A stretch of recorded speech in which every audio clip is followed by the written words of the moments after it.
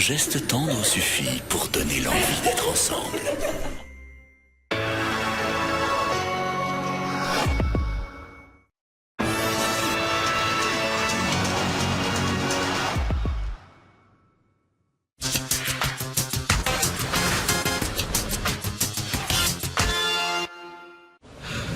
Ce programme vous est présenté par les pneus neige Bridgestone.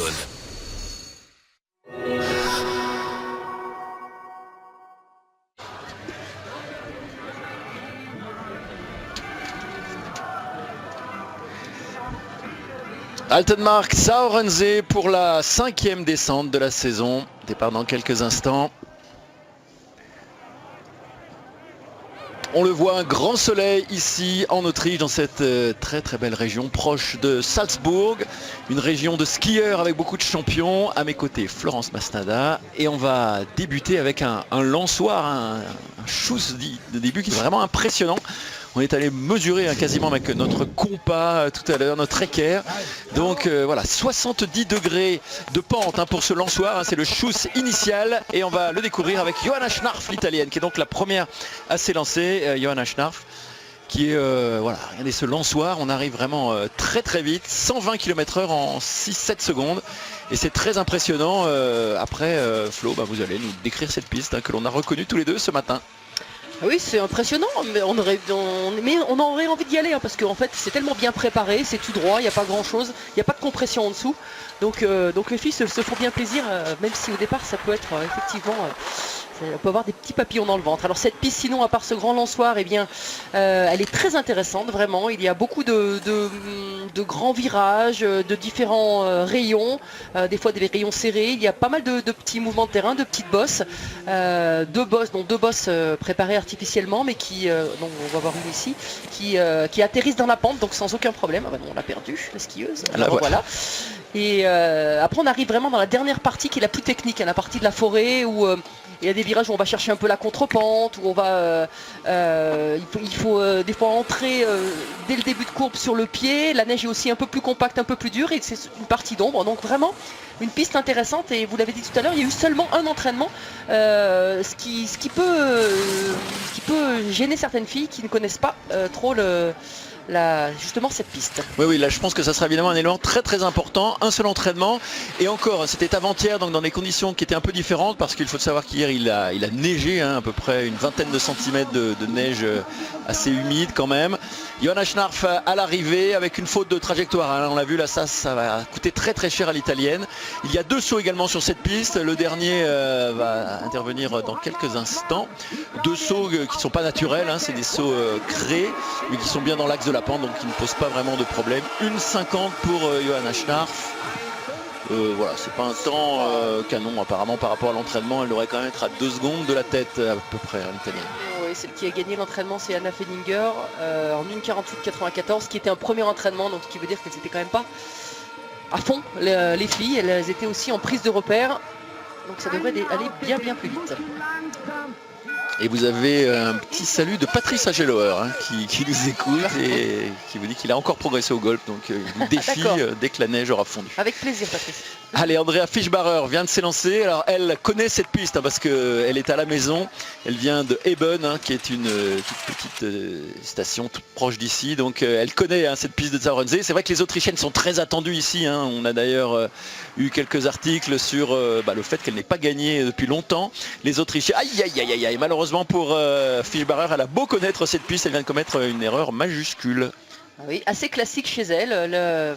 Elle bascule souvent à l'intérieur avec les épaules et là elle a basculé au moment où il y avait un petit mouvement de terrain, le ski a décroché et la faute d'intérieur était pas loin. C'est dommage parce que cette saison elle semble partie sur de meilleures bases justement à être plus équilibrée. Mais là ça lui coûte cher même si elle est largement devant, mais on a dit que Schnarf n'avait pas été une des plus rapides. 7 dixièmes d'avance pour Fischbarer malgré son erreur. Elle est en train de reprendre de la vitesse. Alors là ce sont des virages vraiment intéressants et importants, Florence, parce que ce sont vraiment des virages où il faut emmener de la vitesse et il faut vraiment trouver la bonne ligne, la ligne idéale qui ne nous fait pas passer le virage en 2 fois par exemple.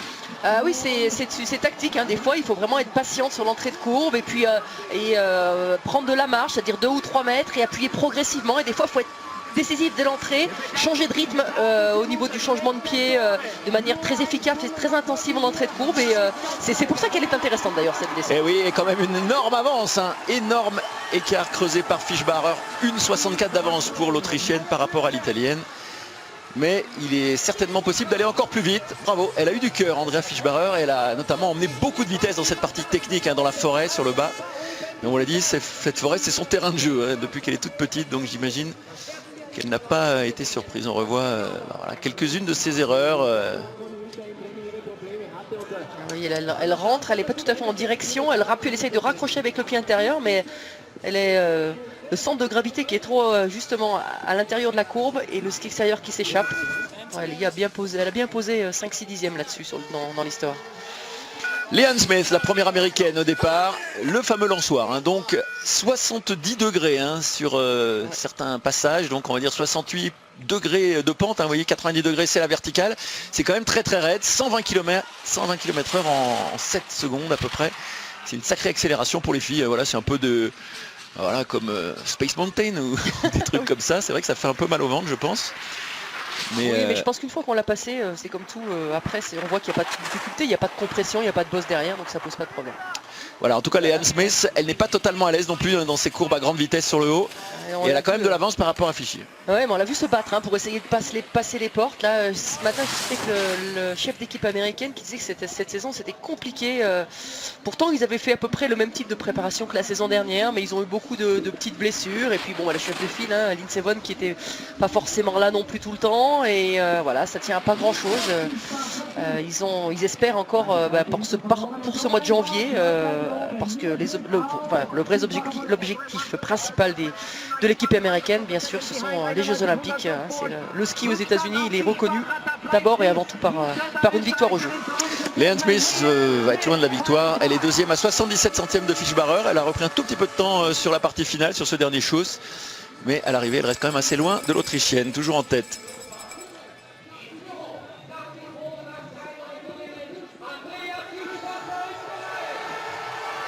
Il y a énormément d'ambiance ici à Zaorensee. C'est vrai que c'est quand même un pays qui vit le ski, hein, qui respire le ski, surtout cette région de Salzbourg, hein, où il y a énormément de champions. On en a croisé beaucoup hein, depuis hier, notamment lors du tirage au sort où il y avait beaucoup de monde. Ouais, et puis d'ici même, qui est vraiment dans l'organisation, il y a Micky Walshofer. Voilà, qui est un peu on va dire le maître des lieux, hein, qui a un hôtel qui accueille d'ailleurs l'équipe d'Allemagne. Michel Walshofer, le champion du monde, un des plus grands descendeurs des 15 dernières années. Alors que Frenzy of den Blatten vient de s'élancer. Frenzy of den Blatten, donc avec ce fameux lançoir là, ce Schuss initial, et elle est vite hein, sur ce Schuss, 122 km/h. On l'a vu partir avec beaucoup d'activité. Alors techniquement, j'ai envie de dire comment prendre plus de vitesse. En fait, il ne faut pas pousser trop longtemps hein, parce que comme on est dans la pente, si on pousse latéralement, on fait du pas de patineur, c'est pas très bien. Et là, on l'a vu vraiment décider de plonger sur l'avant, d'aller chercher la pente et d'aller chercher la vitesse, et elle a été récompensée. Et là, ça se passe bien aussi hein, sur ces courbes. Voilà, d'ailleurs, elle est récompensée. Bien mieux passé que Leanne Smith juste avant cette petite bosse, ce petit allègement. Et ça continue. Alors la neige, on peut en reparler, Flo, elle est quand même assez agréable à skier, elle n'est pas très glacée, donc c'est pas excessivement dur. Hein. Il y a des filles qui sont fines comme Frenzy. On a connu pire ici, je peux vous dire que moi, il y a quelques années, ils avaient utilisé pour la première fois des produits un peu chimiques du PDX, et ça avait été de la glace vide, une patinoire, et alors c'était vraiment très très difficile. Oh aïe aïe aïe, c'est pas passé. Non, elle a raté hein, la porte. Ah ouais, elle a raté je pense. Oui, elle a raté la porte je crois, hein. Elle continue, mais c'est fini pour Frenzy. Et voilà, toutes ces questions de ligne hein, que l'on évoquait tout à l'heure, voilà, il fallait également anticiper la vitesse, elle ne l'a pas fait. Il faut savoir s'adapter, c'est le ski, même si la descente on a un entraînement ou souvent 2 entraînements. Eh bien, quand il y a seulement un entraînement, il y a la visibilité qui change, la qualité de la neige, la vitesse, et il faut savoir s'adapter à tout ça. Et là, elle n'a pas tout à fait su rectifier la trajectoire, Frenzy. C'est parti pour Kajsa Kling, la suédoise, excellente depuis le début de la saison. Hein. C'est vraiment une des filles en forme. L'année dernière, des problèmes d'épaule l'avait empêché de s'exprimer là, depuis le début de la saison. Elle accumule les bonnes performances, notamment 8e à Val d'Isère, 8e à l'Écluse. C'est vraiment maintenant, on va dire, une membre du top 10 en descente. On va voir si elle le confirme aujourd'hui, même si là, elle est un petit peu en travers. Elle a quand même une demi-seconde d'avance par rapport à Fischbacher. Elle est bien posée, hein, c'est un grand gabarit, mais on voit que techniquement, elle est stable sur ses skis, elle pousse le pied, on sent qu'elle maîtrise, quoi. On sent qu'elle n'est pas à la lutte pour passer, en tout cas sur cette première partie, parce que la deuxième partie est quand même beaucoup plus difficile que la première. Voilà, et c'est d'ailleurs sur la deuxième partie que Fischbacher a fait la différence. Alors l'image là donne pas une grande impression de vitesse, mais elle a toujours à peu près la même avance, 5-6 dixièmes pour la Suédoise, qui est isolée hein, dans l'équipe de Suède. Hein. C'est quasiment la seule descendeuse de pointe. Oui, c'est souvent, hein, ça a été souvent admis à personne que c'était la seule à faire de la descente presque les dernières années. Alors là c'est pas mal, c'est bien posé. Voilà, hein. Ce sont ces courbes. Elle rentre sur le pied, là on sent que ça accroche. Alors là c'est un peu tard, aïe aïe aïe aïe. Un petit peu tard, mais elle s'est bien battue, ça s'est pas mal passé. Allez, ici il faut aller rester bien à l'intérieur et aller chercher un petit peu plus haut. Voilà, ouais, elle a décidé d'être un peu à l'intérieur, on va voir, parce que c'est là où Franzi a eu des problèmes. Ce gros dévers là en sortie de courbe, ouais, ça va s'est passé. Elle a quand même perdu beaucoup hein, sur cette erreur là, sur cette grande courbe. On va voir sur la elle dernière peut reprendre partie. peut-être, elle peut reprendre 9 centièmes, c'était pas grand chose effectivement, c'est là de la vitesse. Là il n'y a plus vraiment de grosses difficultés techniques, il faut juste trouver la position de recherche et la glisse. Kaisa Kling face à Fischbacher au centième, et bien elle est devant. 18 centièmes, effectivement Fischbacher n'a pas été excellente sur cette toute dernière partie. Oui, c'est surtout qu'à Kling, hein, elle est restée sur l'appui et elle a gardé la vitesse pour aller chercher cette porte, et la dernière partie n'est pas hyper raide, donc non, c'est vraiment une belle skieuse cette Suédoise. Et c'est exactement ce que l'on annonçait, hein. C'est une descente vraiment intéressante avec vraiment beaucoup de variétés et difficile de faire la descente parfaite. Des conditions idéales pour cette descente, la 5e de la saison en Coupe du Monde.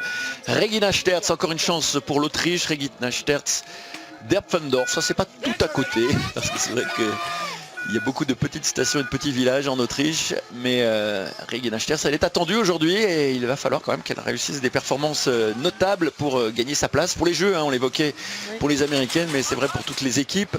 Regina, meilleure performance, 10e à Beaver Creek.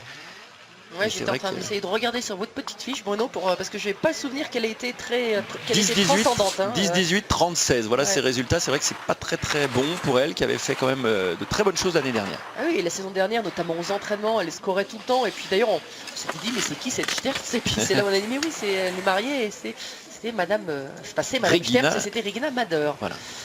Mais cette saison, pour l'instant, oui, c'est un ton en dessous. Alors c'est pas mal, mais c'est ce virage hein, qui a causé quand même beaucoup de problèmes. C'est très différent hein, comme ligne que celle de Kaisa Kling. Exactement, plus de marge en entrée et du coup elle est plus facile en sortie de courbe, et on va voir si ça paye tactiquement. Est-ce qu'elle a plus de vitesse? Ça c'est la question. C'est pas mal fait là. Hein. Et oui, elle a beaucoup de vitesse, bravo, bien joué tactiquement. C'est sur ce virage hein, qu'elle a pris cette demi-seconde d'avance. Est-ce qu'elle va réussir à conserver cet avantage? Je pense que oui, elle a de la vitesse. Oh, il y a une petite hésitation là avant elle a de la vitesse justement. Voilà, le dernier saut, un petit peu en arrière, elle devrait être devant. Oui, 38 centièmes. Bravo Regina Sterz, qui, pour le plus grand plaisir des spectateurs, hein, qui sont quand même présents en nombre. Hein, voilà, quelques milliers de spectateurs ici au bas de cette piste de Zarense. Et voici une Autrichienne donc qui prend le commandement à nouveau après Fischbacher tout à l'heure. C'est Sterz qui s'installe à la première place devant Kaisa Kling, la Suédoise, et Fischi qui est 3e désormais, Fischbacher. Pas de grosse erreur hein, dans son ski, pas non plus de choses hyper exceptionnelles, mais on l'a senti posée. Elle savait vraiment où elle allait, on voit qu'elle connaît bien la piste et qu'elle sait quelle tactique à mettre en place sur certaines parties qui sont vraiment stratégiques. Verena Stuffer vient de s'élancer, l'italienne, 13e à Beaver, 23e à Val d'Isère. Voilà, c'est pas non plus tonitruant comme début de saison. Top speed. Et c'est elle qui est la plus rapide, 123 et quelques, voilà, sur ce fameux lançoir. Mais bon, c'est vrai que c'est plutôt anecdotique cette vitesse. Ce qui est surtout frappant, c'est d'atteindre 123 km/h en 6-7 secondes. Là, c'est quand même du freinage, hein, on le voit. Elle est vraiment pas simple, hein, cette courbe-là. Elle a été obligée de mettre les skis en travers un peu en entrée de courbe, de relâcher un tout petit mouvement de terrain où tout à l'heure, la première là, a fait une faute. Et ouais, c'est pas, non, elle est pas simple à gérer parce qu'elle est à plat. En plus, on arrive à la vitesse et d'un coup, ça tourne, ça fait presque un angle droit. Donc il faut doser l'appui. Alors ce qui est intéressant, c'est qu'il y a de grosses courbes, et là encore, cette courbe, elle est vraiment ratée. Hein. Là, elle fait vraiment un gros freinage. Oui, avant puis ça conditionne la suite. Ça conditionne les 3 courbes suivantes. Et après là elle est à la peine, elle termine à chaque fois large, hein. On a vu Stertz qui terminait 2 mètres à l'intérieur de la trajectoire et c'était beaucoup plus simple ensuite pour elle pour terminer toutes ces courbes là. Là elle subit malheureusement Verena Stufer. Oui, là elle a pris cher comme on dit. 1,18 de retard pour l'italienne. Elle ne viendra pas sur le podium provisoire, c'est sûr. Voilà, elle finit en position de recherche, mais elle est loin. 1,33 de retard. 4e temps pour Verena Stufer, l'italienne. Italienne du Sud-Tyrol, hein, qui s'en veut. Et oui, de grosses erreurs pour elle.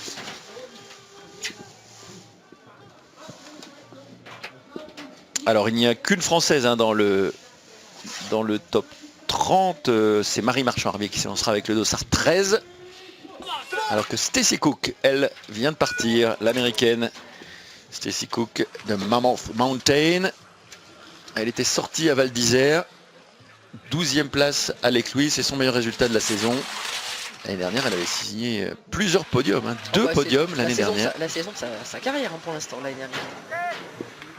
C'était la meilleure descendeuse après Lindsey Vonn au début de saison. Voilà, et cette saison, c'est moins bien. Elle n'y arrive pas tout à fait. On retrouve son ski hein, quand même toujours très vivant, pas forcément hyper technique, hyper posé comme il peut l'être chez les Autrichiennes ou comme on l'a vu chez Cassia Kling. Mais voilà, c'est sa caractéristique, hein, c'est moins contrôlé. On va voir comment ça se passe pour elle dans la partie à l'ombre, plus technique, la partie de la forêt. Voilà, c'est ici, important d'arriver. Ouais, ça va. Elle aussi, à prendre la marge, tout comme Regina Stertz, je ne vais pas bien dire son nom.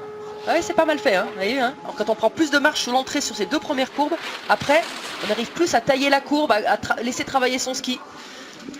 Oui, et à conserver la vitesse tout au long du virage. Il y a dommage, elle est sortie là un peu tard et dans la neige qui a été chassée par les concurrentes précédentes. Et ça, c'est moins bon au niveau du chrono sur le bas. Oui, ça ralentit effectivement pour ce dernier Schuss. Et elle ne viendra pas inquiéter Regina Stertz, toujours en tête. 1,19 de retard, c'est le 4e chrono pour Stacy Cook, l'américaine. Elle ne devrait pas rester dans le top 10, je pense, aujourd'hui.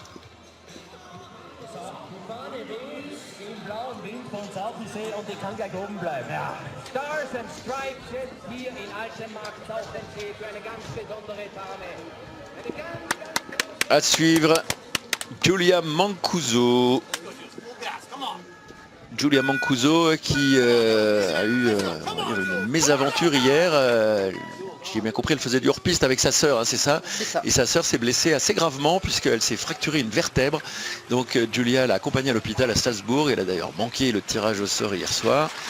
Mais voilà, on ne sait pas dans quel état d'esprit elle est aujourd'hui, mais j'imagine qu'elle doit être quand même un petit peu choquée par cette mésaventure, même si apparemment les nouvelles sont plutôt rassurantes pour la sœur de Giulia. Oui, a priori ça va, elle a eu très mal, mais les secours ont bien vite élitreillé, pris en charge et Giulia, après effectivement une journée entre rire et larmes comme elle a tweeté, eh bien ça va mieux et elle a dit qu'elle allait se battre, skier pour sa sœur aujourd'hui, donc on va voir ce que ça donne. En tout cas, c'est pas mal parti sur la première section. Oui, elle a un ski très naturel, hein, Giulia Mancuso, donc ça peut scorer. Pour l'instant, elle est tout à fait dans le tempo. C'est une piste qui peut parfaitement lui convenir. Hein, et qui lui convient, hein, parce qu'elle s'était quasiment révélée ici hein, il y a quelques années lors des finales, donc c'était quand même il y a une dizaine d'années déjà. Ça va terminer tard, ouais ça va, elle s'en sort bien placée sur le ski extérieur, on le voit hein, qu'elle travaille, elle essaye de le pousser, elle attention ici, ouais ça va, pas de drame effectivement. Pas mal parce qu'elle était quand même rentrée un peu gourmande, un peu à l'intérieur. Et bien vous voyez, malgré ce contexte, elle va... Belle attitude sur le bas, assez agressive. Ouais, elle va faire une très bonne performance, sa meilleure performance de la saison peut-être aujourd'hui, Giulia Mancuso. À l'arrivée, elle est derrière, mais pour 11 petits centièmes seulement. Très belle descente pour Giulia, qui n'était pas vraiment en confiance hein, ces temps derniers. On rappelle ses performances en descente, 20e, 26e, 21e, 21e. Hein, elle était quand même loin de ses standards habituels depuis le début de la saison. Oui, aujourd'hui, elle peut viser, alors peut-être pas le top 10, mais on va dire 10-12. Ouais. Allez, 10-12. À vue de nez comme ça. On verra évidemment ce que feront les autres. Et Regina est contente parce qu'elle garde la première place pour quelques petits centièmes. Une autre Autrichienne va s'élancer maintenant, c'est Stefanie Moser. Stéphanie Moser qui, on l'a vu, elle aussi s'est déjà exprimée ici. Meilleure performance de la saison, c'était à Lake Louise avec une 7e place. Elle était annoncée en forme hein, de toute façon cet été et cet automne. Une des meilleures autrichiennes sur les entraînements. Ça a été pas mal à Lake Louise, mais bon, on attend peut-être certainement un peu mieux. C'est un bon gabarit hein, quand même, elle est assez petite, assez costaud. Une technique assez classique hein, à l'autrichienne, très posée, les pieds assez écartés. Pour l'instant, elle est dans les chronos de Regina. Sa coéquipière. Son petite en dérive en cette entrée de courbe là. Voilà, c'est là où ça se joue. C'est pas mal fait. Oui, c'est pas mal. Ce n'est pas super agressif, hein, on va dire ça, mais c'est quand même très bien passé sur le plan tactique. Alors est-ce qu'elle a toujours de la vitesse? Ça, c'est ce qu'on va voir. Comme elle est intéressante, en fait on rentre en entrée, elle est sur ces 4 portes. Hein. On rentre à l'intérieur, on ouvre un petit peu au milieu et on revient sur la fin. Et c'est tout le dosage qui va donner ensuite la sortie de courbe et la vitesse pour la dernière partie. Mais vous voyez, ça manque un petit peu de vitesse au milieu. Elle a repris du temps sur le bas, mais à l'arrivée, elle n'est que 3e derrière Regina Ster, c'est Giulia Mancuso. Oui, alors c'est une chose hein, de passer les courbes de manière tactique, mais il faut quand même ne pas oublier de la vitesse, c'est quand même la base en descente. Et ne pas oublier évidemment de s'engager. Ça c'est tout le dosage, le fin dosage que vont réussir à trouver les toutes meilleures. Hein, parce que vraiment c'est une descente pour les filles qui ont du feeling. Vraiment, on va voir ça tout à l'heure avec les toutes meilleures mondiales. Et parmi les meilleures mondiales, il y a bien sûr Maria Höfelrich qui porte le dossard rouge de leader de la Coupe du Monde de descente. Et qui est tout à fait capable de gagner aujourd'hui. Carolina Ruiz Castillo, à l'aise à l'entraînement, ici à Zaoranze, en tout cas lors du seul entraînement qu'il y a eu. On va voir si ça se confirme en course. Elle monte en puissance, hein. Moi je trouve que techniquement on la sent vraiment de plus en plus posée. Elle est en train de trouver ses repères, je pense qu'elle va nous réserver un bon mois de janvier. Si elle pouvait commencer ici, on serait ravis. Voilà Carolina qui est évidemment totalement intégrée à l'équipe de France. Qui s'entraîne. Aïe aïe aïe aïe. Ouais. Qu'est-ce qu'elle nous Elle est a partie un fait, petit là peu en arrière, là, bizarre. Le ski extérieur qui s'est levé là. Bon, C'est voilà. pas dramatique, elle était dans une partie assez rapide, donc ça n'a pas eu de conséquences énormes, mais bon. Attention, il faut rester quand même vigilante. En tout cas, 3/10 sur le haut, c'est très bien. Oui, ça c'est une très bonne première partie pour Carolina. C'est bien sorti. Oui, c'est bien ça. C'est très bien. Oui, là aussi c'est bien. Bien Regardez, elle posé. garde la position de recherche, hein, c'est excellent. Oui, elle a le temps de la mettre, la position de recherche de vitesse, parce qu'elle termine les courbes assez tôt. Donc elle peut relâcher et aller chercher la courbe suivante et aller la préparer. Là, voilà, faut ouvrir et revenir doucement. Attention, elle n'est pas tout à fait en direction. Faut appuyer encore un peu. Oui, c'est pas mal. Est-ce qu'elle a pris assez de vitesse? Ça va être juste. J'ai peur qu'elle ait perdu un peu de vitesse hein, sur cette toute dernière courbe. Là derrière, c'est un chousse. Il n'y a plus vraiment de possibilité de reprendre de la vitesse. J'ai peur qu'elle ait eu un tout petit freinage. 13 centièmes d'avance au dernier intermédiaire. Est-ce que ça va suffire pour prendre la tête? Ça va être chaud. Et elle est devant. Oui, bien, magnifique. Carolina, la plus française espagnole et la seule espagnole du circuit, prend la tête. Voilà, elle a un entraîneur écossais, Mark Tilston. Voilà, une petite figure. En fait, elle a mis la direction sur la porte là et elle a failli enfourcher quoi. Elle a failli, je pense qu'elle est passée vraiment pas loin. Son intérieur. Belle figure. Pour Voilà, les photographes en général. C'est pas mal, d'ailleurs il y a Christophe Palot de l'agence Zoom qui est en bas là, qui attend toujours ce type d'image un peu insolite. Nadia Inglin Kammer désormais, depuis son mariage, et c'est une des Suissesses qu'il faut compter hein, depuis le début de la saison, avec notamment une 5e place à Lake Louise. Alors c'est une excellente glisseuse, Nadia Kammer, on le sait. Elle peut être à l'aise sur la partie initiale, hein, qui est, on va dire, la partie de glisse pure. Oui, gros travers, un gros freinage malheureusement. Je pense que ça va être sanctionné, oui. 5/10 déjà de retard par rapport à Carolina Ruiz Castillo. Oui, après elle a fait comme si elle allait amortir la bosse, elle n'a pas du tout décollé. On la sent pas tout à fait à l'aise de lire à l'entraînement non plus hein, sur cette piste. Je pense qu'elle est un petit peu tourne un petit peu trop, un peu complexe pour elle. Oui, c'est vrai que quand même c'est une descente avec beaucoup de virages et des virages, on a compris, très techniques. Ici, elle est notamment droite, ici. Droite sur ses jambes, hein, elle est très grande, hein, puis elle a des très grands tibias, donc ça, elle n'aura pas les mêmes trajectoires que les autres. Hein. Regardez, là elle termine plus tard, donc forcément elle est obligée d'entrer d'un coup plus fort. Oui, elle passe la courbe en plusieurs fois, donc c'est pas idéal. Hein. Là, franchement, la vitesse, logiquement, devrait être moins importante. À l'intérieur, là, ça va être dur, il va falloir appuyer. C'est bon. Ah, Oui. ce grand dernier virage à droite, là, il est pas évident. À l'arrivée, je pense que ce sera à peu près 1 seconde de retard pour Nadia Inglin Kammer. Voilà, c'était pas vraiment son terrain de jeu. C'est le 7e temps pour la Suissesse à 85 centièmes de Carolina.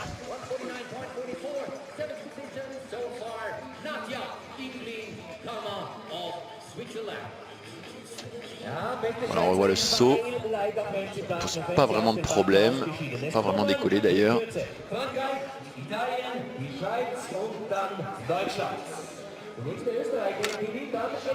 Tina Weirater en pleine préparation.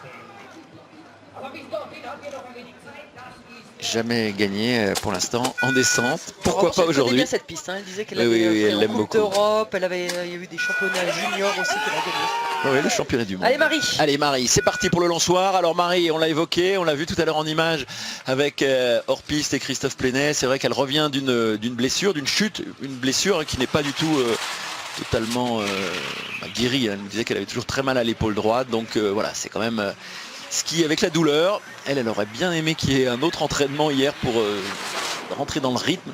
C'est vraiment un retour à la compétition pour Marie Marchand-Harvier. Donc oui, aujourd'hui, on va dire qu'il n'y a pas vraiment d'objectif, hein, seulement de pouvoir s'engager et de pouvoir dominer cette piste, notamment sur la partie basse.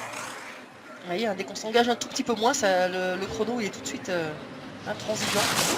Même si elle a repris, alors c'est bizarre, on n'a pas vu une partie, on n'a pas vu le plat en fait. Hein. Voilà, avec attention à l'étard ici. Allez, Marie. Là on voit quand même que la vitesse est moins importante que les toutes meilleures. Oui, c'est plus en contrôle en fait. Hein. Et voilà. Quand on revient comme ça, il faut reprendre l'habitude de la vitesse, des courbes, de relâcher les skis très vite. Et c'est pas forcément évident. Et aujourd'hui, c'est vraiment pour construire. Et je pense que dès Cortina, la semaine prochaine, Marie sera à nouveau déjà en pleine possession de ses moyens et pourra attaquer encore plus. Et c'est beaucoup mieux qu'à l'entraînement. Hein. Regardez, parce qu'elle vient à 1,31 de Carolina. Donc, je pense que sur l'attitude, c'est pas mal. Et il manque ce petit truc. Pour relâcher cette confiance. Oui, mais c'est déjà bien et courageux de sa part hein, de s'être engagé ici. Voilà, c'était pas certain il y a 8 jours à peu près de venir ici. Donc bravo Marie. Elle a bravé le courage, la peur pour venir défier cette descente de Tsaorense. Tina Mazet sera à suivre hein, tout à l'heure. Elle aussi beaucoup d'interrogations. Plus sur le plan psychologique apparemment. Daniela Merighetti n'est pas au top elle depuis le début de la saison, assez irrégulière, 22e à Beaver, 27e à Lexus, 17e à Val d'Isère. Voilà, pour l'instant ça ne carbure pas du tout pour l'italienne. On va voir si aujourd'hui elle s'exprime bien parce que c'est une fine technicienne, même si elle a tendance quand même à prendre parfois des risques un peu inconsidérés, donc elle peut aussi sortir, c'est une de ses spécialités, Daniela. Oui, assez imprévisible. Oh là là. Oui, je suis d'accord avec votre oulala. C'est pas totalement maîtrisé là. C'est engagé un peu fort. C'est quand on cherche. Là aussi, hein, la bosse, on voit qu'elle est limite en vissage avec le haut du corps. Ah, quand on cherche comme ça, c'est pas simple. C'est vraiment pas simple de s'engager, de trouver les bons appuis, les bons déclenchements et on remet, voilà, la ruée, elle remet un petit appui en fin de courbe alors qu'il n'est pas nécessaire. Si elle avait été en confiance, elle aurait continué à pousser son pied extérieur et pour aller chercher la porte suivante. C'est toute la difficulté hein, de cette fameuse recherche de confiance.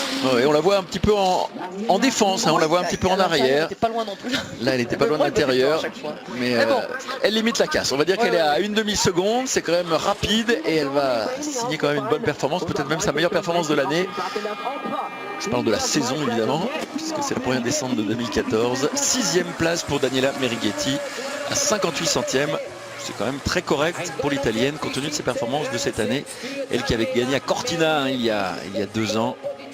Elle sera sans doute ravie de retrouver les Dolomites la semaine prochaine. Avec, vous voyez, la belle complicité entre Marie Marchand-Harvier et Carolina Ruiz-Castillo, les deux partenaires d'entraînement. Je ne sais pas si vous avez vu, mais dans l'air d'arrivée, elle a fait signe avec ses mains. Daniela Merighetti, elle avait 200 en fait sur sa moufle et en fait c'était son 200e départ en Coupe du Monde. Voilà. Bravo, bah écoutez, Ah non, vous mais êtes très observatrice. Oui, mais je savais parce qu'elle Vous l'aviez elle l'avait mis sur les avait réseaux anticipé. sociaux. Elle avait mis bah. que c'était demain, c'était sa deuxième. Enfin, hier soir, elle avait mis que c'était aujourd'hui son 200e départ. Je vous félicite quand même, Voilà. vous êtes très attentive, bravo. Dominique Guizine, avec qui on a regardé la première manche d'Adèle Baudin tout à l'heure au restaurant. Dominique très attentive devant les performances de nos petits Frenchies notamment. Allez, on va voir si aujourd'hui elle aussi peut aller chercher son meilleur résultat de la saison. 7e pour l'instant, son meilleur résultat c'était à Val d'Isère lors de la dernière descente organisée juste avant Noël. Je sais pas quand ça va scorer, mais ça devrait scorer bientôt quand même pour Dominique Guizine, parce que franchement les attitudes, l'engagement, la maîtrise technique, elle a tout ça. Et c'est un puzzle, hein, il faut que tout soit en place au bon moment. Alors 16 centièmes de retard sur le haut, ça ce n'est pas trop grave parce que Carolina a été vraiment excellente sur le haut. Dominique là a un peu plus de retard, 6 dixièmes, et là cette courbe n'est pas vraiment bien passée, non. Voilà, là aussi elle rentre à l'intérieur et du coup elle est obligée de mettre un travers pour revenir sur la trajectoire. Ouais, c'est moins propre, hein, c'est moins propre que Carolina Ruiz Castillo qui est vraiment a fait une excellente descente, même si là, regardez, elle a pris 3 dixièmes à Carolina. Alors est-ce qu'elle peut aller chercher l'Espagnol? Il faudrait vraiment qu'elle ait énormément de vitesse pour reprendre 3 dixièmes sur le bas. Non, ça va être trop juste je pense. Elle est pas loin, mais elle est 4e à 32 centièmes de Carolina Ruiz Castillo. Performance un peu décevante pour Dominique. Pour l'instant, Carolina Ruiz Castillo devance Regina Sterz et Giulia Mancuso.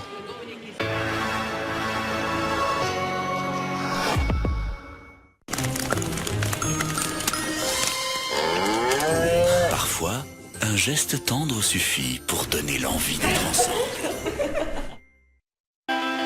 Ici, où la majestueuse montagne du Pyrine embrasse le ciel, se situe Bansko, la meilleure nouvelle station de ski en Europe de l'Est, comme l'a décrit la légende du ski Alberto Tomba. Des hôtels de qualité exceptionnelle et des conditions de ski excellentes vous permettent un séjour d'hiver inoubliable. C'est pourquoi tout le monde apprécie Bansko, même les champions du monde du ski. Bansko is waiting for you. Meilleure station de ski de Bulgarie 2013. 266.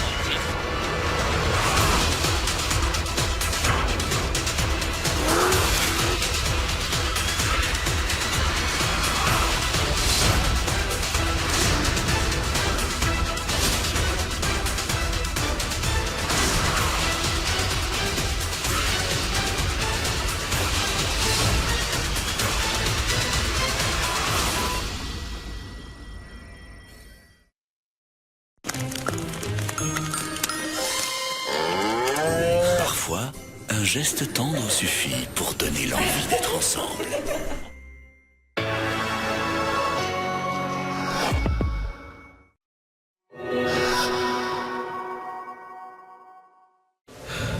Ce programme vous est présenté par les pneus neige Bridgestone. De retour à Altenmarkt Sauerensee pour cette descente féminine, la 5e de la saison. Pour l'instant, c'est une Espagnole, Carolina Ruiz Castillo, qui mène la danse. Elle devance Regina Sterz et Giulia Mancuso. Marie Marche-Marvier est pour l'instant en 10e position. Et on va suivre les toutes meilleures mondiales maintenant, à commencer par Maria Höfelrich, qui est très attendue sur cette partie initiale, hein, qui est une partie qui devrait lui convenir, même si elle n'est pas la plus rapide après ce fameux lançoir là à 70 degrés. C'est rarement la plus rapide au départ en fait. Elle a son grand gabarit, j'ai l'impression qu'elle a du mal un peu à l'extraire du portillon. Alors, et après quand c'est mis en place, souvent ça va très vite. Là elle est à l'attaque, hein, Flo. Ah oui, bah, de toute façon elle est... Aïe aïe aïe, un peu de freinage quand même. Hein. Un peu de freinage pour Maria qui est 2e à cet endroit.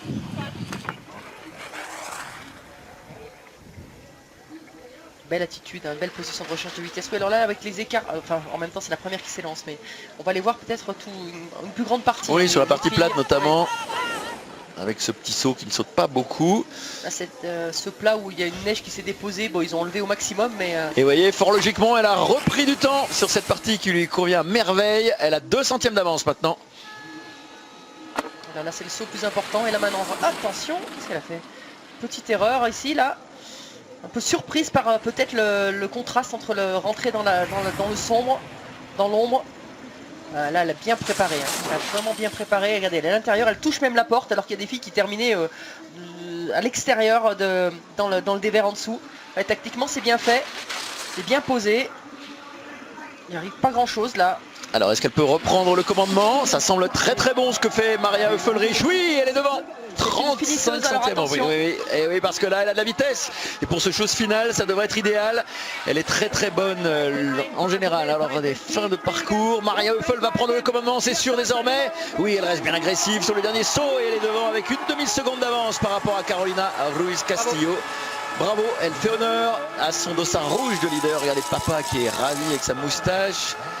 Et la voilà au commandement, Maria Höfl-Riesch, déjà victorieuse à 2 reprises cette saison en descente. Elle avait gagné les 2 descentes de Lake Louise, 9e à Val, 7e à Beaver et leader donc de la Coupe du Monde de la spécialité, leader également du classement général d'ailleurs. Et Carolina qui reconnaît la supériorité de son adversaire.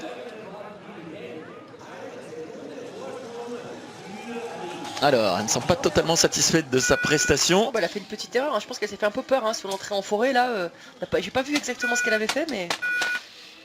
On va vite être fixé avec une référence. Tina Maze, la Slovène, Tina Maze qui obtient quand même de bons résultats cette saison en descente avec 2 6e places et une 2e place à Val d'Isère. Alors l'actualité, c'est le nouvel entraîneur qui a recruté Tina cette semaine, Mauro Pini.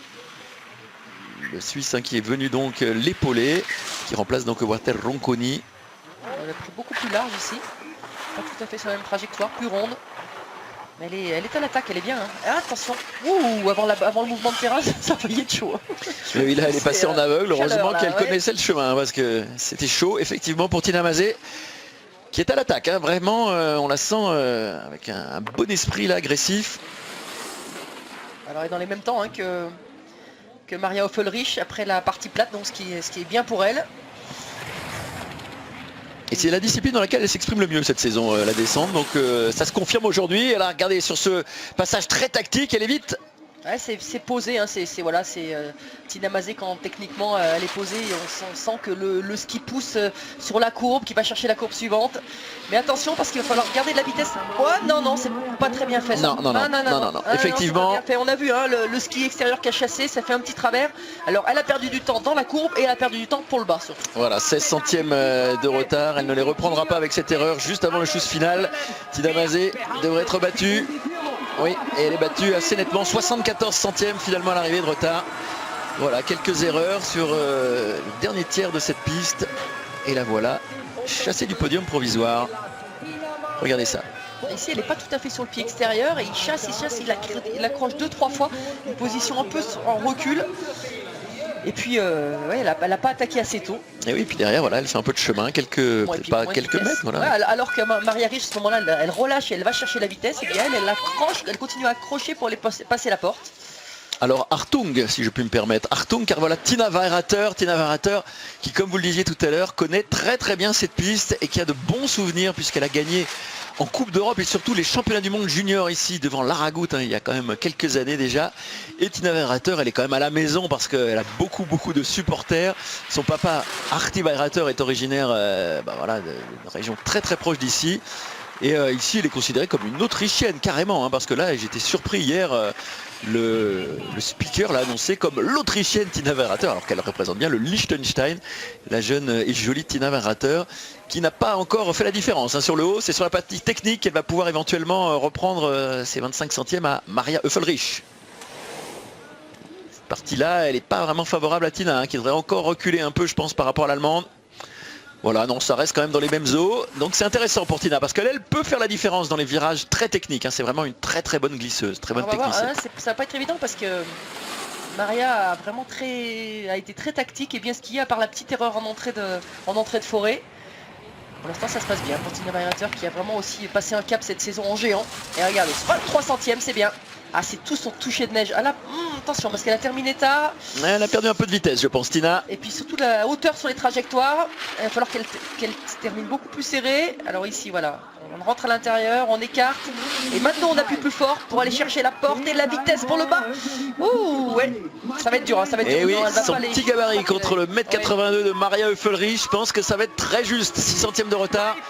Ça va être difficile de les reprendre sur cette partie finale. Tina Werrater qui n'a jamais gagné en descente encore dans sa carrière et qui aujourd'hui est derrière. 28 centièmes à l'arrivée de retard par rapport à Maria Höfel-Riesch. Et la deuxième place pour Tina Werrater qui était déjà deuxième à Beaver et deuxième à Lake-Louise derrière Maria Höfel-Riesch. Chade, hein, je crois, elle a dit. Dommage, dommage parce qu'effectivement il y avait de quoi faire, mais quelques petites erreurs lui coûtent la première place. Tina Werrater hein, qui reste également idéalement placée au classement général de la Coupe du Monde, tout comme Lara Gut qui s'élance maintenant. Lara Gut qui toujours aussi pétillante, hein, vraiment championne très attachante et tellement belle à voir skier. Surtout elle ne prend pas les mêmes trajectoires que les autres, hein. Beaucoup plus intérieure, avec beaucoup plus de travail dans la courbe, beaucoup plus de prise d'angle. Elle le fait aussi parce qu'elle peut le faire avec son gabarit.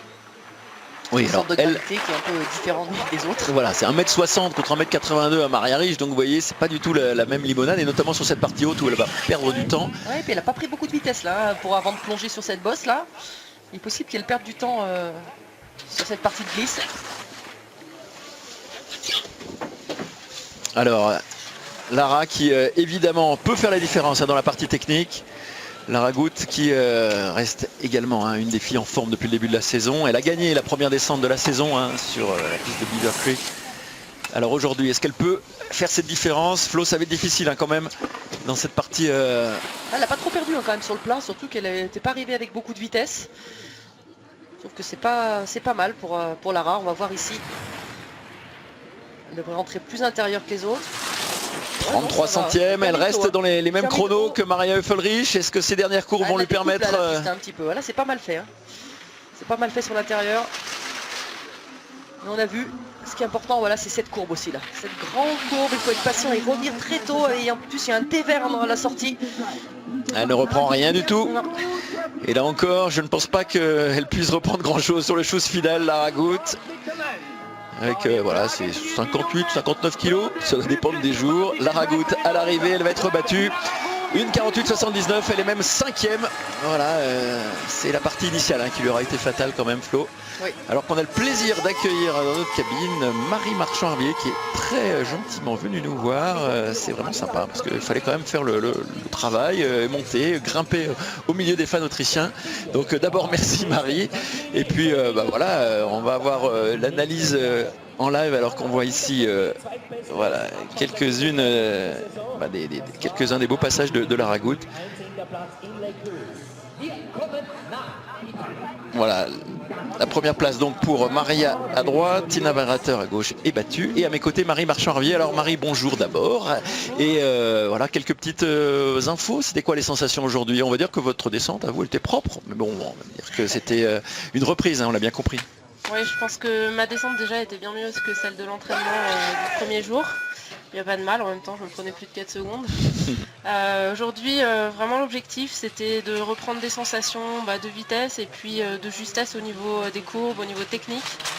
Je ne vais pas cacher que j'ai encore beaucoup d'appréhension, surtout à retomber en fait, parce que je me suis bien fait secouer à Val d'Isère. Et bon bah voilà, il faut prendre étape par étape, être indulgent et puis être patient, ce qui est ma spécialité.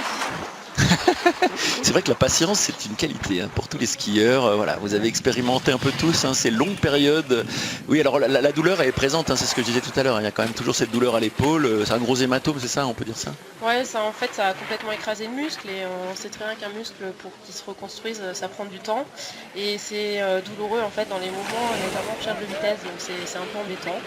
Maintenant avec l'adrénaline de la course, la concentration sur ce que j'ai à faire, j'essaye de faire abstraction et puis c'est pas ma priorité aujourd'hui, c'était vraiment de me concentrer sur le ski. Oh. Aïe, aïe, aïe, aïe, aïe. Alors Elena Fontchini est partie au tapis. Elena, alors elle aussi, hein, c'est pas une première dans sa carrière. On va voir, ça va, nous dit Flo qui analyse en direct les blessures. C'est vrai qu'on est toujours assez. Alors, c'était. Elle saute bien en arrière, donc voilà, à l'atterrissage, mais bon, on dirait que ça va pas trop... c'est pas sa spécialité, hein, c'est clair. On sait qu'il y a pas mal de filles qui ont du mal à sauter. Pourtant, ces sauts, ils n'étaient pas très difficiles, ils sont quand même dans l'axe, non? Ouais, et puis ils sont assez bombés, c'est-à-dire qu'ils ne sont pas envoyés en l'air à proprement parler. Et donc, Oh bah dis donc, elle s'est bien abîmé le visage. Non mais il saute bien, mais bon, il faut pas se laisser asseoir et parfois on se laisse un peu surprendre par ce genre de choses.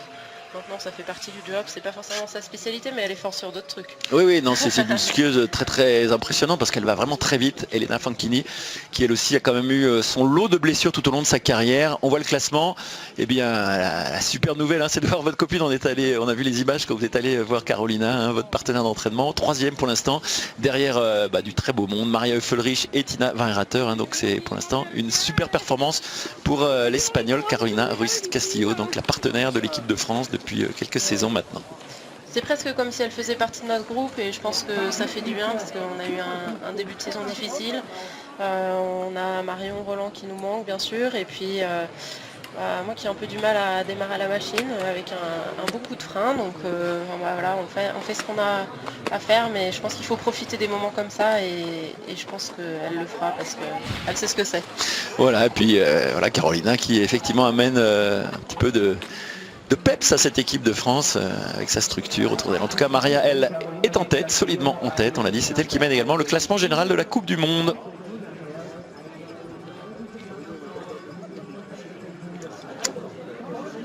Alors voilà, on va vous rapprocher votre micro, ma chère Marie, pour vous entendre. Un peu de timidité, mais c'est surtout que le micro était effectivement un peu loin. Ça va nous laisser le temps de parler un petit peu. Alors cette image, évidemment, ça me fait penser quand même à celle qui a fait le tour de toutes les télés. Évidemment, j'imagine que Christophe Plenet a analysé aussi tout ça dans Hors-Piste. C'est l'image de Thomas Morgenstern, le grand champion autrichien qui est tombé hier en saut à ski. Ça fait la une de tous les journaux aujourd'hui en Autriche. On espère évidemment que les nouvelles seront rassurantes. C'est vrai qu'il y a tout un débat sur la sécurité. On sait que l'actualité avec l'accident de Michael Schumacher a évidemment mis toute la sécurité sur le premier plan et notamment les casques. On sait que les casques ont été modifiés cette année, Marie. Oui. C'est vrai que c'est quand même important, j'imagine, d'avoir eu cette modification notamment du matériel qui est utilisé dans les casques. Oui, c'est ça. Je pense qu'il y a eu des normes de sécurité qui ont été augmentées, notamment par rapport au choc et à la résistance du choc. Nos casques sont bien plus gros. On le voit peut-être pas forcément à l'image, mais nous on le sent. Ils sont plus lourds, mais ils sont plus épais. Et je pense que c'est un bien pour notre sport. Maintenant, il faut essayer de rester debout et puis de se laisser aller si on tombe. Voilà, et puis évidemment, c'est quand même une évolution aussi, cette sécurité. C'est vrai que quand on revoit des images il y a 30, 40 ans, c'est vrai que les préoccupations n'étaient pas les mêmes. Mais c'est vrai qu'aujourd'hui, ces casques notamment, ils ont été, je sais, adjoints de Kevlar, donc vraiment c'est une grosse différence par rapport au plastique que l'on utilisait auparavant dans les casques. Et alors évidemment, ça va augmenter le prix des casques également. J'imagine que c'est aussi une donnée importante. Mais voilà, je pense que c'est pour le bien et pour sauver des vies, parce qu'on va quand même pas plaisanter avec ça. On sait qu'il y a eu quand même de très très graves accidents ces dernières années et qu'il est quand même important de préserver cette sécurité. Alors, il y a évidemment beaucoup de cris, beaucoup d'ambiance, parce que c'est sans doute la meilleure chance autrichienne maintenant. Et les Autrichiens et les Autrichiennes, eh bien, ils ont envie d'une victoire. Anna Feininger, donc, elle a gagné le seul entraînement disputé ici. Anna Feininger, alors on va détailler la piste, on a le temps avec ce fameux lançoir, c'est vrai que c'est impressionnant quand même. Oui, c'est vrai qu'on passe en l'espace de 8 secondes de 0 à 120 km/h, mais finalement ça va tout droit, donc c'est pas forcément le plus compliqué. On voit que la neige est un petit peu molle en haut, c'est dû aux précipitations qu'il y a eu hier, puis après on découvre une neige beaucoup plus agressive, accrochante. Avec des mouvements de terrain. Eh oui, un mouvement de terrain qu'elle n'a pas vraiment lu ou anticipé. En tout cas, la voilà ralentie, là, Anna Feininger, même si elle a de l'avance quand même. Je pense qu'elle a perdu peut-être beaucoup de vitesse à l'approche de ce plat et c'est pas forcément sûr qu'elle garde son avance. Oui, parce que cette partie plate, elle a été très bien négociée par Maria Höfel-Riesch, qui est une des meilleures glisseuses du circuit. Et évidemment, Maria, sur cette partie haute, elle a été très très bonne. Et là, on va voir si Anna Feininger garde quand même 1 ou 2 petits centièmes d'avance. Elle en a besoin, mais elle peut faire la différence. Et oui, elle a même augmenté son avance. Voilà. Alors quoi, elle a des bons beaux pieds, on le dit ça de temps en temps. En tout cas, elle semble particulièrement inspirée. Regardez ce saut énorme. Voilà, qui confirme la règle. Oui, avec voilà, ça aussi, le matériel, on a du mal à le commenter en direct, mais c'est vrai que parfois ça peut faire une différence. C'est impressionnant. C'est vrai que ça peut jouer. Je pense qu'après, Anna Feininger est très très en forme en ce moment. On voit qu'elle taille des courbes très propres et sur cette neige, ça fait beaucoup de différence. Là, on voit qu'elle a beaucoup de vitesse et qu'elle l'emmène jusqu'au bout on va dire de la piste et c'est ça qui va faire qu'à l'arrivée, ça va faire quelque chose de gros. Anna Feininger maintenant. Elle va sans doute aller chercher la première place. Oui, Anna Fenninger, parce qu'elle ne commet pas de grosses fautes sur cette dernière courbe. Et l'Autrichienne qui, on sait ce qu'elle avait fait à l'entraînement, est en train de damer le pion à tout le monde. Ça va être chaud. 16 courses que l'Autriche n'a pas gagné en descente. Est-ce que c'est Anna Fenninger qui va offrir la victoire aujourd'hui? Eh bien, pour 7 centièmes, elle est devant. Elle a perdu beaucoup de temps sur la dernière courbe avant le dernier intermédiaire. Je crois qu'elle est importante cette sortie de forêt et qu'elle permet de montrer toute la vitesse qu'on emmène sur la dernière partie.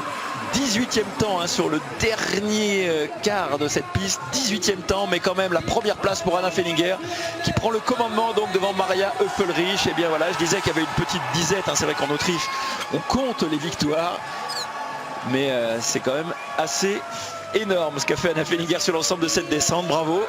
Et pourtant ce n'était pas la descente parfaite. Ouais, c'est une très jolie skieuse, elle a une technique irréprochable et moi je trouve que c'est un bel exemple à suivre pour les jeunes de club et puis même nous on s'en inspire. Voilà, elle a déjà gagné Anna Fenninger, d'ailleurs en Autriche, juste avant la nouvelle année, c'était à Lienz en géant, mais là une victoire en descente évidemment ça aurait un tout autre prix. Il en reste une et qui reste sur une victoire, c'est Marianne Kaufmann Abderhalden, la Suissesse, qui avait gagné à Val d'Isère. C'était quand même une sacrée surprise, Marie. On va voir si sur une piste alors vraiment très différente, elle arrive à s'exprimer également. Elle, c'est pas quand même une grande technicienne, on est d'accord Marie? Non, c'est vrai que Marianne, c'est une fille qui a un toucher de neige incroyable, qui parfois met des dérives ou des dérapages. Et malgré tout, elle arrive à conserver sa vitesse, c'est assez impressionnant. C'est un peu déroutant en tant que skieur, mais malgré tout, elle va vite et c'est ça qui compte au final. Alors voyons justement si elle s'en sort. Elle aussi est un peu secouée par le mouvement de terrain. Ça prouve qu'elle doit aller vite parce que c'est peut-être aussi l'explication. Mais 35 centièmes de retard, là c'est quand même beaucoup. On va voir si elle reprend... Bon, 8e chrono. On va voir sur la partie deuxième. Voilà, ça reste quand même tout à fait correct. 27 centièmes. Elle est toujours sur le podium, clairement.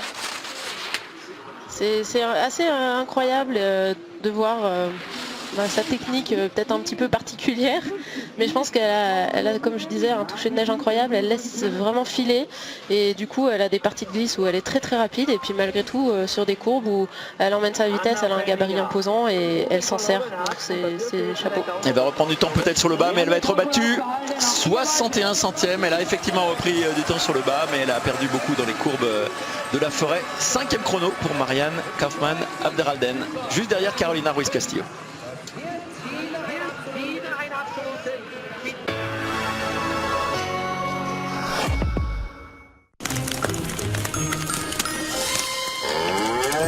Parfois, un geste tendre suffit pour donner l'envie d'être ensemble.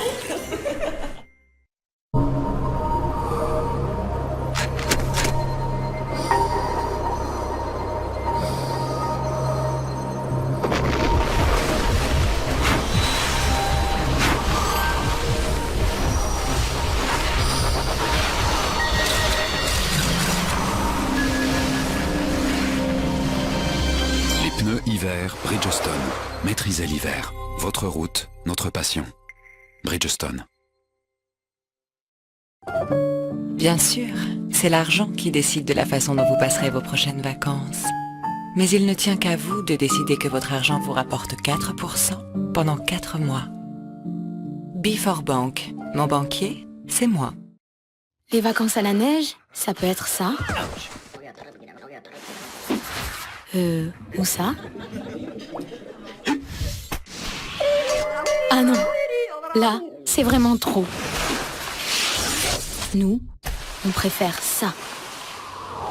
L'ESF, le plaisir en grand. Ici, où la majestueuse montagne du Pirine embrasse le ciel, se situe Bansko, la meilleure nouvelle station de ski en Europe de l'Est, comme l'a décrit la légende du ski Alberto Tomba. Des hôtels de qualité exceptionnelle et des conditions de ski excellentes vous permettent un séjour d'hiver inoubliable.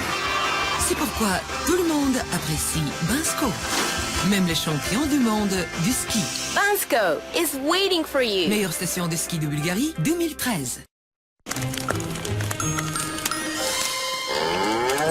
Parfois, un geste tendre suffit pour donner l'envie d'être ensemble.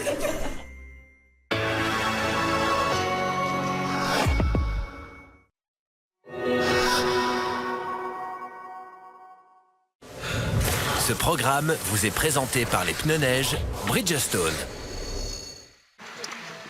De retour à Altenmarkt Zaorensee pour cette descente dominée pour l'instant par une Autrichienne, Anna Feniger, devant Maria Höfelrich et Tina Weirater. C'est Nadia Fankini qui est en piste, la sœur d'Elena qui est tombée tout à l'heure.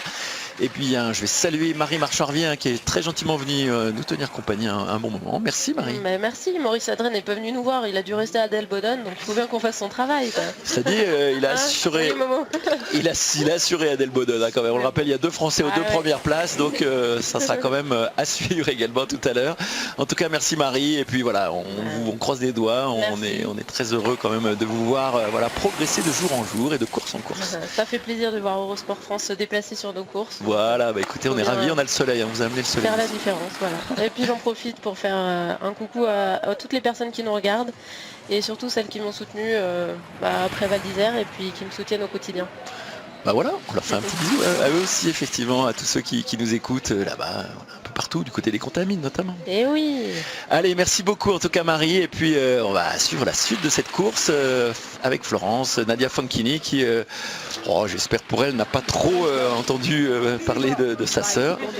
En tout cas, elle est en train de faire ce qu'elle peut, Nadia Fankini, mais elle va finir loin d'Anna Feniger, toujours devant. C'est serré, puisque Maria Höfelrich est deuxième à 7 petits centièmes.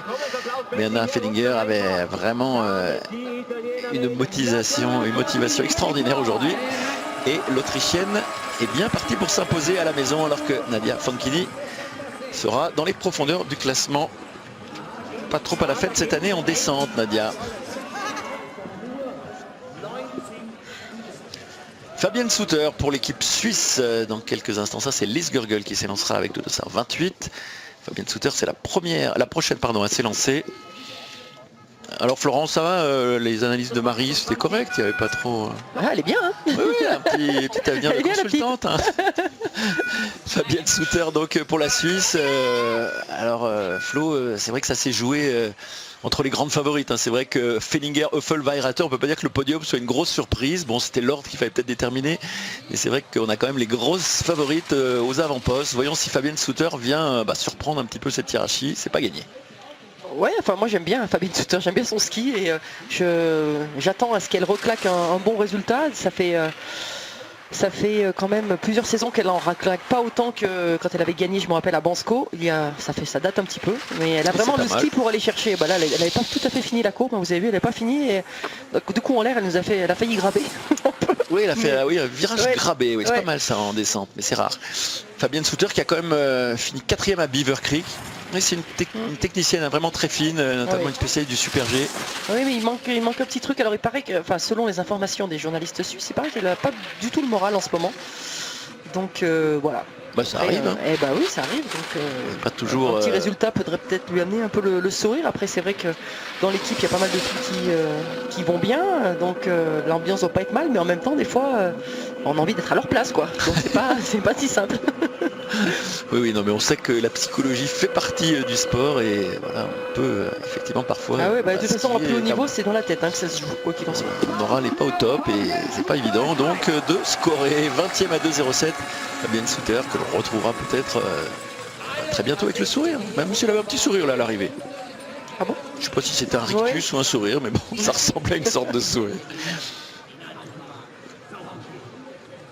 On rappelle que demain on aura au programme un super combiné, ça aussi ça devient une chose assez rare, une sorte de rareté quand même sur le circuit.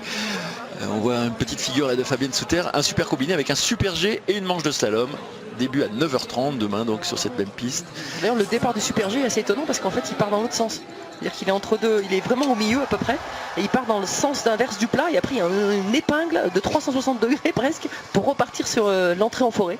C'est assez étonnant, le slalom sera sur le bord de la piste de descente sur la droite. Alors on a entendu quelques cris qui saluent le départ imminent de Cornelia Hutter, mais avant on va suivre Larissa Yokiv, la Canadienne. Larissa Yokiv, 7e de la première descente de Lake Louise, 14e à Val d'Isère, donc de très très bons résultats pour elle. Ouais, elle revient pas mal après quelques saisons de galère. Grave blessure au genou notamment. Ouais, c'est une belle technicienne.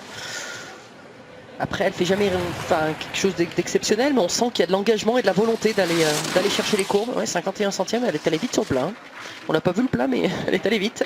Oui, elle a repris pas mal de temps, ce qui est toujours intéressant parce que même si Fenninger... Elle allait large en revanche. Elle est allée chercher loin. Et là, elle est un peu directe en entrée, ça va être dur en sortie, il va falloir appuyer fort. Ça va, ça s'en sort pas mal, mais elle n'a pas pris beaucoup de vitesse pour la dernière partie. Oui, une technique assez particulière quand même pour Larissa. Mais c'est efficace. Voilà, c'est pas très beau peut-être, mais c'est efficace. Et à l'arrivée, c'est quand même un très bon temps pour Larissa. 4e place. Pas perdu de temps du tout en bas en fait. Très beau, très belle perf. La meilleure de sa carrière. Voilà, je pense qu'elle va effectivement rester dans le top 5. Ah mais c'est sur Fenninger qu'elle a repris du temps. C'est pour ça que oui, Maria Eiffel n'est plus la référence sur la glisse. C'est pour ça effectivement que c'est trompeur. C'est pour ça qu'elle a repris du temps et qu'elle est 4e. Bravo en tout cas, superbe résultat. Bravo. Très belle perf donc pour Larissa Yokiv, qui a connu pas mal de galères, notamment financières. C'est vrai que c'est pas toujours évident pour les Canadiennes de trouver un financement pour une saison complète. Alors que là on aperçoit Anna Fenninger, la probable gagnante de la journée.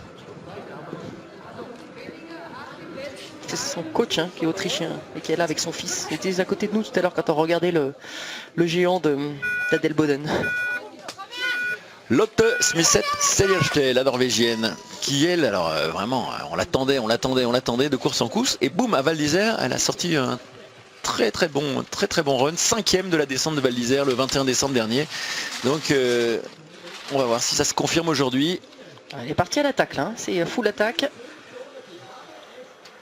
Regarde la position de recherche de vitesse sur ce plat, 63 centièmes, c'est pas mal. Ancienne championne du monde de junior de descente, Lotte Seljerte. Skieuse assez complète. À l'intérieur des courbes, elle prend des risques. C'est total engagement et 38 centièmes, c'est magnifique. Alors là, elle est en train de nous sortir un truc, mais on l'a vu dès le début, c'était vraiment l'engagement total et c'est peut-être qu'elle commence à prendre confiance en ses capacités. Et quand elle fait pas de grosses fautes, eh bien on voit que ça paye. Alors là aussi c'est osé, mais ça semble pas mal. Ouais. Elle était un peu sur la même trajectoire que Fenninger sur cette dernière grande courbe à droite.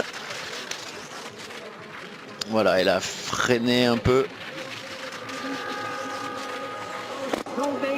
Et à l'arrivée, 71 centièmes de retard, c'est quand même un top 10 à nouveau pour Seljerte. Et ça confirme effectivement sa performance de Val d'Isère.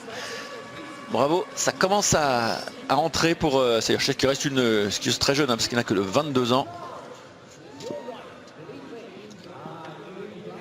Alors à 23 ans, en mars, donc pas très longtemps. Elle est née en 91. C'est vrai que les descendeurs et les descendeuses ont tendance quand même à arriver à maturité un peu plus tard que les slalomers. C'est quand même assez... Il faut les connaître les pistes, c'est sûr que ça change. Quand là on n'a qu'un entraînement de descente, forcément celles qui sont venues les années précédentes, c'est plus simple. Voilà, et puis c'est vrai qu'on ne vient pas tous les ans à Altenmark, puisque on va dire que les stations autrichiennes se partagent un petit peu le gâteau. L'année dernière c'était Saint-Anton, il y a aussi Bad Kleinkirchheim. J'ai entendu aussi que Saalbach avait envie à nouveau d'organiser la Coupe du Monde. Donc effectivement il y a une grosse concurrence en Autriche pour accueillir la Coupe du Monde. On suit Ilka Stuetz, la Slovène. Qui a fait un bon début de saison. C'est même qualifié en géant. Exact. Mais en descente, c'est un peu moins bien. Alors elle, on pourrait dire qu'elle profite de Tina Mazé, mais non, pas du tout, puisque Tina s'entraîne pas du tout avec. Et puis alors là, Tina Mazé, c'est pas vraiment actuellement, c'est quand même pas l'allégresse, c'est pas le moteur qu'il faut mettre dans ce... Mais en tout cas elle a été très forte sur le plat. C'était le 3e temps sur le plat en haut, Ilka Stuetz. Alors sur cette partie de virage, c'est un peu hésitant quand même, non Flo? Ouais, sur les sorties de courbe au milieu là, elle a le pied extérieur qui s'écarte, elle n'est pas tout à fait dessus, mais qu'elle pousse un peu, mais bon c'est facile à dire. On voit qu'elle subit beaucoup plus là sur toutes les sorties de courbe. Oui, non, elle pourra juste se satisfaire avec ce très bon chrono sur la partie plate, mais alors, sur la partie de virage, elle a concédé énormément de temps. Ilka Stuetz va être battue et très nettement battue. Finir à 2 secondes et même quasiment 3 secondes de retard. 24e chrono pour la Slovène. Alors que Tina Mazé qu'on évoquait à l'instant est pour l'instant en 10e position à 81 centièmes de Anna Fenninger. Pour l'instant, l'effet Pinine, où il est arrivé il y a 3 jours en même temps. Oui. Elisabeth Gurgel, je pense qu'elle peut faire quelque chose ici. Oui. C'est une piste qui peut lui convenir. Et qu'elle connaît bien elle, parce qu'elle a de l'expérience. Elle aura 33 ans, Lise Gurgel. Elle a skié souvent cette piste. Pour l'instant, 10e, c'est son meilleur résultat en descente cette saison. 10e à Val d'Isère, 10e à Lake Louise. Elle est allée sortir chercher un peu l'extérieur là, en bas de ce grand chousse.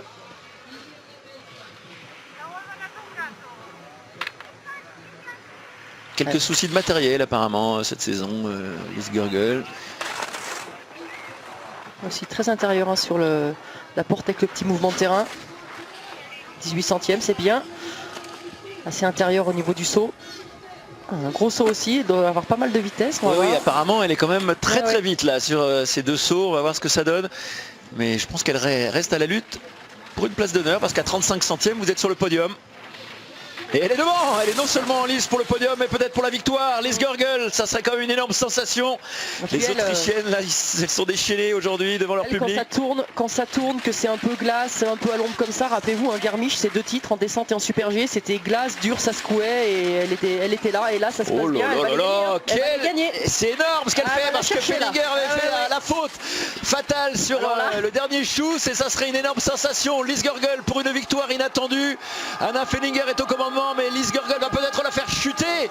Lise Gurgel à l'arrivée, elle est devant et une demi-seconde. Quel écart sur cette partie finale. Et bien voilà, Lise Gurgel qui était vraiment en attente de résultats. 0 podium cette saison et peut-être une victoire ici à la maison. Extraordinaire performance de l'Autrichienne. On l'avait senti au départ. C'est facile à dire. Hein, mais... Elle a gagné 4 fois, hein, ça serait sa 5e victoire en Coupe du Monde. Mais elle a été également championne du monde de descente. Vous l'évoquiez, à Garmisch, championne du monde également de Super G. Elle reste quand même une référence sur le circuit. Mais alors franchement, on n'attendait pas pareille fête aujourd'hui. Bravo Lise Gurgel, la victoire sans doute pour l'Autrichienne. 1 et 2 pour l'Autriche. Ouais, elle n'a pas fait une erreur. Elle n'a pas fait une erreur et notamment sur la toute dernière partie. Elle a bien négocié. Elle était à l'attaque, posée. Et elle n'a aucun problème quand il faut vraiment tailler de longues courbes, quand il faut être décidé en entrée. Elle a des problèmes quand la neige est un peu douce, la neige aux US des fois où elle est très accrochante. Elle a un peu du mal à relâcher l'appui, elle a tendance à boucler et là elle a trouvé le bon dosage, bravo. Oh, et 2 les Autrichiens, voilà, c'est une belle réaction, c'est une belle fête ici. Oui, regardez, hein, c'est pas non plus l'euphorie, hein, on est habitué à la victoire en Autriche. Mais on l'a dit, hein, ça faisait quand même un long moment que les Autrichiennes n'avaient pas gagné. Alors, attendez, parce qu'il faut vérifier le matériel, hein, parce qu'elle a déjà été disqualifiée. Hein. Oui, c'est vrai que ça serait quand même un peu ballot de se faire disqualifier. Et attention parce qu'en Autriche, quand il n'y en a plus, il y en a encore. Et Cornelia Hutter, elle a réussi une très belle performance. Flo, vous l'avez peut-être oublié, mais elle était sur le podium à Val d'Isère. On va voir l'affiche tout à l'heure, elle a fait 3e, je ne me rappelais pas. Oui, 3e à Val d'Isère. Donc attention à cette toute jeune skieuse. Hein. J'évoquais la génération 91, elle est née en 92. Et c'est un grand talent autrichien, un de plus. Elle était 16e également à Lake Louise. Donc elle progresse à pas de géant, Cornelia Hutter. Elle est à l'attaque, elle tape à l'intérieur des portes. Oh là en revanche, elle a un peu visité l'extérieur de la porte, enfin du virage. Oui, là ça sera quand même moins... Et là... Oui. Là, il y a un moment qu'il y en a quelques-unes qui flirtaient avec cette porte. Bon, je pense pas qu'il y ait il n'y a pas de souci physique. Elle a juste tapé assez... d'avoir un bleu, mais pas plus grave que ça. Voilà, elle est debout. Eh oui, elle est partie, vous voyez, en rotation. Ça aurait pu faire mal. Hein. Ça fait mal hein, quand même. Non, mais ça aurait pu surtout l'arrêter et puis la renvoyer sur la bosse. Et bien voilà, ce ne sera pas évidemment la même joie pour Cornelia Hutter qu'à Val d'Isère, mais en tout cas, quelle réussite pour l'équipe d'Autriche. 2 filles aux 2 premières places. Elisabeth Gurgel, l'ancienne, Anna Fellinger, la star d'aujourd'hui, et Maria Höfelrich, donc 3e, Tina Warrater 4e, Larissa Yurkiv, l'étonnante canadienne en 5e position. Voilà pour le top 5 de cette descente. Carolina Ruiz Castillo est 6e. Et Marianne Kaufmann Abderralden confirme donc son bon résultat de Val d'Isère avec une 7e place.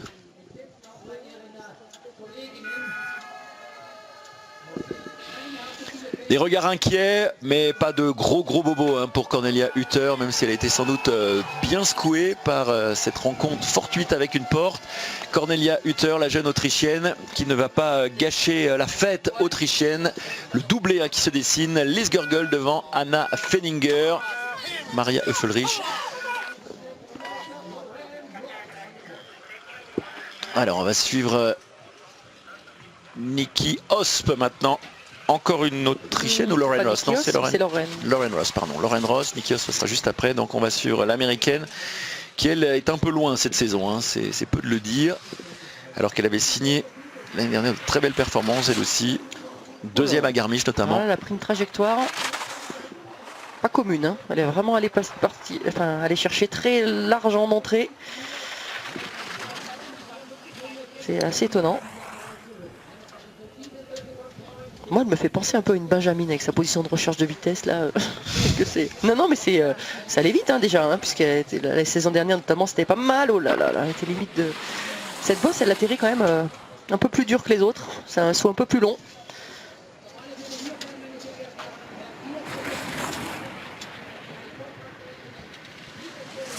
Elle prend des marges en entrée de courbe, Lauren Ross. Aussi bien envoyé juste avant Görgel très intérieur. Après c'est dû à sa technique, hein, parce que Görgel vraiment elle a tendance à vraiment découper la glace et rentrer fort à l'intérieur et continuer vraiment la courbe sur un fil. C'est pas tout à fait le même style de ski pour Lauren Ross, mais c'est pas si mal, hein, une 83. Oui, pour cette saison, c'est un résultat correct, mais voilà, elle devrait quand même rester aux alentours de la 20e place à l'arrivée. Lauren Ross, Lise Görgel, une 47-45, vous voyez, elle va être quand même à 2 secondes et 48 centièmes. 21e place pour l'américaine, c'est un petit peu, voilà, c'est ce qu'elle a fait de mieux. Pour l'instant, c'est sa meilleure performance de la saison, mais c'est quand même beaucoup moins bien que l'année dernière pour la fille aux dreadlocks, qui n'a plus de dreadlocks d'ailleurs, elle les a coupés. La victoire en tout cas est quasiment acquise. 2 Autrichiennes aux 2 premières places. Lise Görgel devant Fenninger et Höffelrich.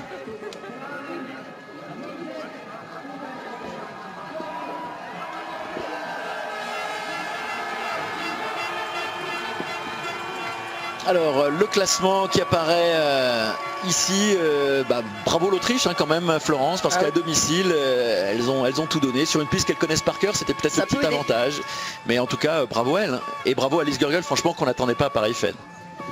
Oui, c'est une belle course, on a vu vraiment un rebondissement avec Lise Görgel avec le 28 qui vient gagner, mais vraiment il n'y a rien à dire hein, parce qu'elle a vraiment très bien skié et puis derrière quelques surprises avec Jurkiv, une superbe course aujourd'hui à Altenmark.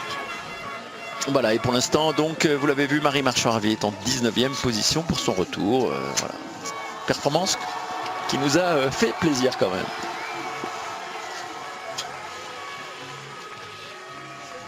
Alors je pense que nous allons nous quitter, j'ai pas trop d'infos mais on retrouvera sans doute dans quelques instants hors piste avec Christophe Plenet et tous ses invités, puis avec de beaux rendez-vous à suivre tout avant la deuxième manche d'Adèle Boden tout à l'heure. Bye bye, à demain pour le super combiné.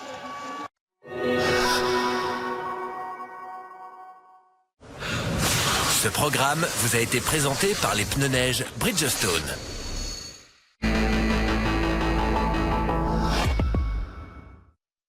Prosím vás, je tu dobrá lyžovačka? Nie. Lebo to nie je obyčajná lyžovačka. To vám je rozprávka ľúbezná, báseň o snehu a sen zimnokrásny. Čarovné kočiare naše s nekonečnými svahmi, na ktoré vás gondoly svetovej úrovne vyvezú a sneh ako páper na úbočiach. Tak to je tá najonakvejšia lyžovačka. Od tých, čo milujú Tatry, pre tých, čo milujú Tatry. Objavte aj vy fantastickú lyžovačku v Tatrách. Go Tatry.sk.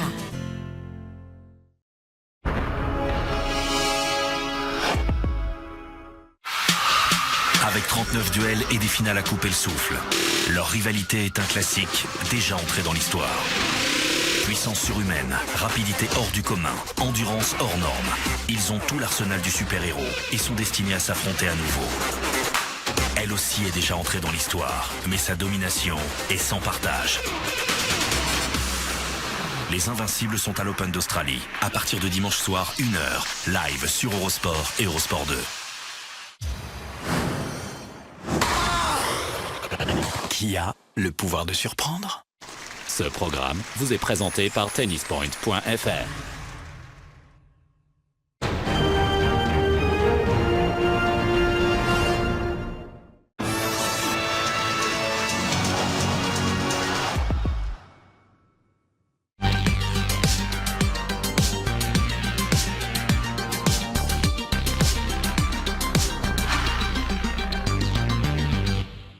Nous sommes de retour en direct sur le plateau d'hors-piste avec Sandra Laoura, Christelle Pascal et Pierre-Emmanuel Dalsin. On a vécu déjà de très belles choses depuis ce matin et on va continuer de monter en température avec maintenant dans une grosse demi-heure le coup d'envoi, le départ de la deuxième manche de la belle Adèle, le géant d'Adèle Boden en Suisse, avec 7 bleus au départ, les 7 mercenaires donc, et notamment Alexis Pinturo et Thomas Fanara qui joueront la gagne tout à l'heure. Avant de parler des garçons, on va revenir sur la magnifique victoire de Lise Gorgel avec un dossard élevé. Elle n'avait rien gagné cette saison. Bruno Cuaz et Florence Masnada. L'Autrichienne a déjoué tous les pronostics aujourd'hui. Ah oui, effectivement, elle avait bien caché son jeu, Lise Gorgel. Elle a été excellente sur une piste variée, très technique, très intéressante. Elle a vraiment sorti son meilleur ski aujourd'hui. Et puis à l'instant même, je ne sais pas si vous avez eu les images, c'est Niki Osp qui réussit une performance majeure, 5e. Donc il y a pour l'instant 3 Autrichiennes dans les 5 premières. À la maison, elles sont très très fortes. Ouais, effectivement, la victoire donc pour Lise Gorgel, Anna Fenninger est 2e, Nicole Osp 5e, vous l'avez dit, Maria Offelrich 3e. On a entendu MMA Marie Marchand-Harvey à votre micro, 19e à 2 secondes et 45 centièmes de la tête. Est-ce qu'on peut parler de retour convaincant pour la skieuse des Contamines ? On va dire que c'était pas très très attendu qu'elle fasse une performance magnifique, donc c'était déjà très très bien qu'elle fasse une descente pleine de bout en bout, qu'elle soit concentrée. La douleur est là, donc il faut aussi faire abstraction de la peur qui est présente. On n'en parle pas souvent, mais c'est vrai qu'elle revient quand même d'une grosse chute. C'était déjà très courageux de s'engager aujourd'hui. On était aussi ravis qu'elle vienne nous faire un petit coucou. Je ne sais pas si Flo a la même analyse, mais non, moi je suis ravi de l'avoir avoir pris ce départ, avoir pris. Elle est très lucide en plus. Je crois qu'elle n'avait pas forcément d'objectif aujourd'hui. On va l'attendre plus dans les prochaines semaines, notamment à Cortina la semaine prochaine, une descente qu'elle connaît bien, où elle a déjà fait un podium. Donc on espère qu'elle va monter comme ça en puissance au mois de janvier. Assez sélective, monsieur Dalsin, cette piste à Altenmark, la patrie de Waldschöfer. Ouais, je trouve que c'est une très belle descente pour les femmes avec